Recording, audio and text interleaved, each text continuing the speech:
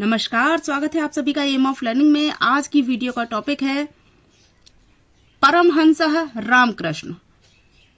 ठीक है बच्चों, यह 9th क्लास के बच्चों की हिंदी की पाठ्य पुस्तक से लिया गया है, जो कि अनिवार्य संस्कृत का षष्ठः यानी 6वां पाठ है।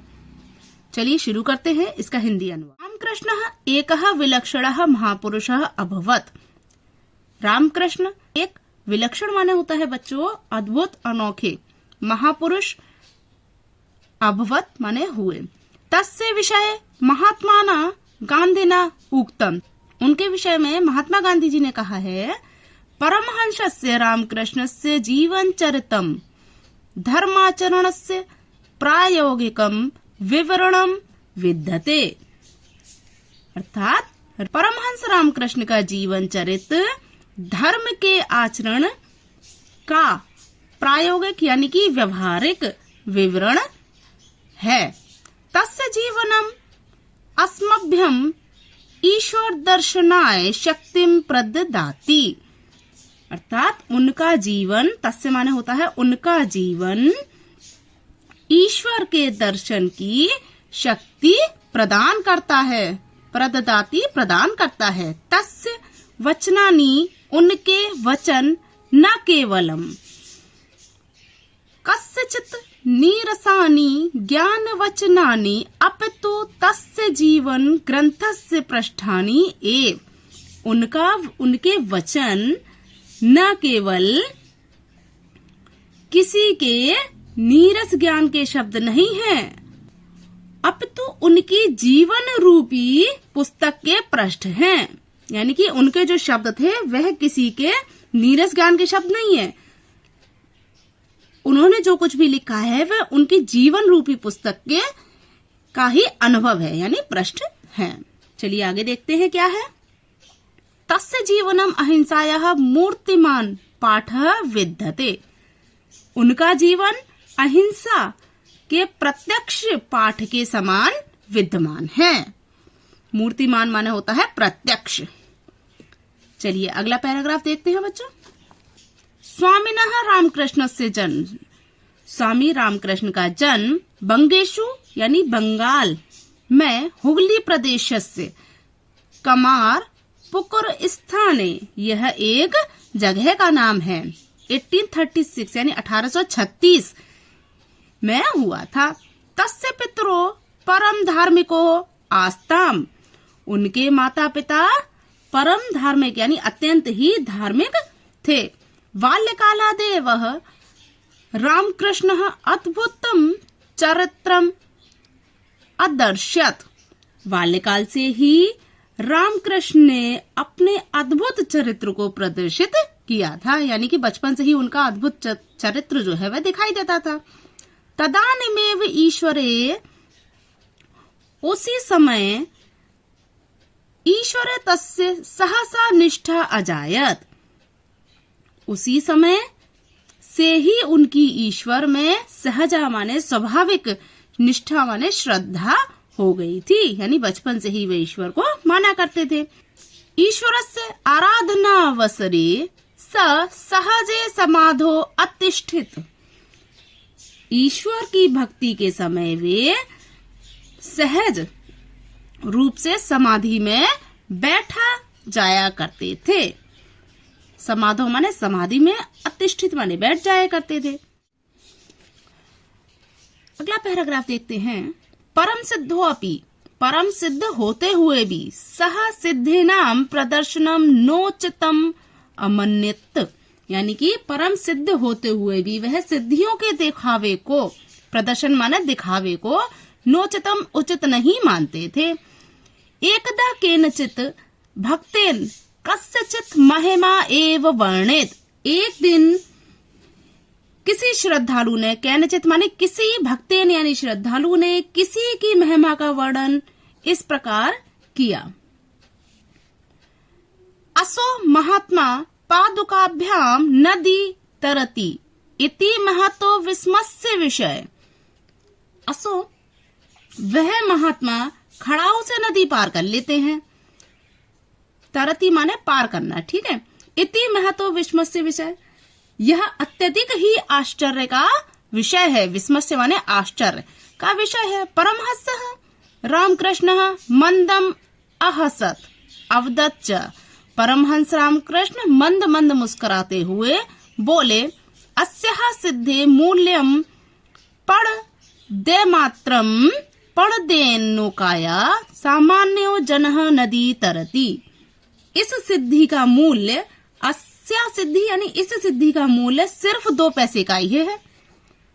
ठीक है, आगे बोलते हैं 2 पैसे से सामान्य व्यक्ति जो होता है वह नदी पार करने के लिए किसका प्रयोग करता है? नौकाया यानी कि नाव का प्रयोग करता है। ठीक है, अनया सिद्धिया केवल पड़दस्य लाभो भवति। इस सिद्धि के केवल 2 पैसे का ही लाभ होता है, यानी कि ये जो सिद्धि बताई ऊपर उसका 2 पैसे का ही लाभ है, क्योंकि 2 पैसे दे करके तो कोई भी नदी को पार कर लेता है। किम प्रयोजन एतादृश्या सिद्धि प्रदर्शनी। आगे कहते हैं कि इस प्रकार की ऐसी सिद्धिया के प्रदर्शन से क्या लाभ है। कहने का तात्पर्य यह है कि उन्हें दिखावे में बिल्कुल भी भरोसा नहीं था, वह उसको दिखावे को उचित नहीं माना करते थे। आगे देखते हैं, रामकृष्ण से विषय एव विद्धा बहव कथनानाः प्रसिद्धः सन्ति। यानी रामकृष्ण के विषय में इस प्रकार की बहुत सी कथाना का यानी कहानियां प्रसिद्ध हैं। आजीवनम स आत्मचिंतने निरतः आसीत्। यानी कि आजीवन जीवन पर्यंत वे आत्मचिंतन मनन में लगे रहे थे। अस्मिन् विषय तस्य अनेके अनुभवः लोके प्रसिद्धः। अस्मिन् माने उनके विषय में अनेक अनुभव जो है लोक में प्रसिद्ध है, यानी संसार में प्रसिद्ध है। तस्य एव वचनेषु तस्य आध्यात्म अनुभवः वर्णिता।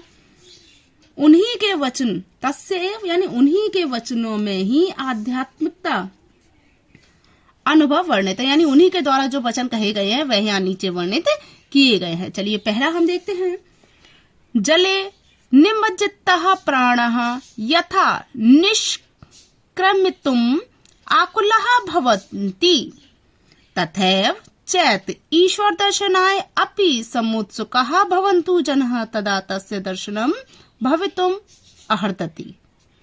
चलिए देखते हैं, जले निर्जलता प्राण यानी कि जल में डूबे हुए प्राण, यथा निष्कृतम अकुला बाहर निकलने के लिए जिस प्रकार से व्याकुल होते हैं, तथैव उसी प्रकार यदि लोग ईश्वर के दर्शन के लिए उत्सुक हों, भवन्तु जना तभी लोग उनके दर्शन को प्राप्त कर सकते हैं। यानी कि इस वाक्य में वे ये कह रहे हैं कि जल में डूबे हुए प्राण जिस प्रकार से बाहर निकालने के लिए व्याकुल होते हैं, उसी प्रकार यदि लोग ईश्वर की भक्ति करेंगे तो फिर ईश्वर जो है उन्हें तुरंत ही दर्शन दे देंगे। चलिए अगला है, किमपि साधम साधमेतु मत्कृते दिनत्रयाधिक कालः नैव अपेक्षते। किसी भी साधना को पूरा करने के लिए मुझे 3 दिन से अधिक का समय नहीं चाहिए। उनके अनुसार कोई भी साधना ऐसी नहीं है जो 3 दिन से अधिक की जा सके। चलिए अगला है, ना हम वाच्छामि भौतिक सुख संपदा विद्याम। मैं सांसारिक सुख प्राप्त करने वाली विद्या नहीं चाहता हूँ, यानी कि मैं ऐसी विद्या नहीं करता हूँ जो सांसारिक सुख के लिए हो। अहम तो ताम विद्या वाच्छामि यथा हृदय ज्ञानस्य उदयो भवति।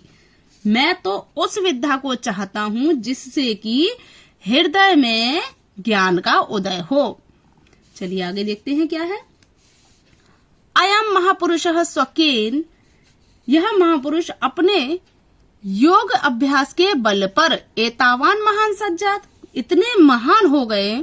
सह ईदृश विवेकी शुद्ध चित्तश्च, ऐसे ज्ञानी और शुद्ध चित्त वाले थे कि तस्य कृते मानव कृता विभेदः निर्मूला अजायंत, कि उनके लिए मनुष्यों द्वारा बनाया गया भेद, विभेदा माने मनुष्यों द्वारा कृता यानी मनुष्य के द्वारा बनाया गया भेद विभेद